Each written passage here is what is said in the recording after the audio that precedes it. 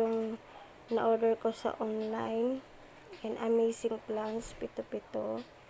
And maganda daw po ito sa may ubo at sipon. Mabisa daw po ito. Gamot. Ayan, na-order po ako kasi may ubo at sipon din yung mga anak ko. And try ko lang po ito. Ayan, hindi lang daw po ito para sa ubo at sipon. Meron pa po ito sa mga ibang karamdaman. Ayan, katulad ng diabetic, high blood, ulcer, UTI, kidney stone, insomnia, myeloma, sakit sa ngipin, ubo, headache, diarrhea, stomach ache. Papagana daw po ito sa pagkain. Ay maganda sa bagong panganak din. Ayun, marami na naka-review nito at nakasubok. Kaya nag-try po ako mag-order. Yan, natikman ko siya. Masarap naman yung kanyang lasa. Mentol siya. Malamig siya sa lalamunan. Ayan.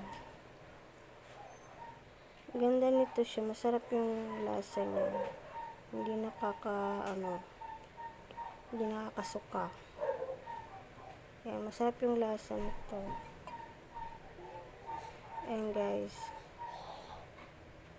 Try ko lang to. Nabili ko lang siya ng 95 pesos lang. Sa online. Ang daming reviews nito. Nasa mga 3.8 ata yung reviews nito. Puro mga positive yung nababasa ko doon. At saka paulit-ulit silang umu-order nito. Kasi nga daw effective daw po. Kaya ayan, nag-order na pa-order na rin ako. Try ko lang. Masarap siya guys, yung lasa niya. Ayan. Baka gusto niyo po, try lang. And herbal naman ito. Herbal. Ayan. Thank you guys for watching.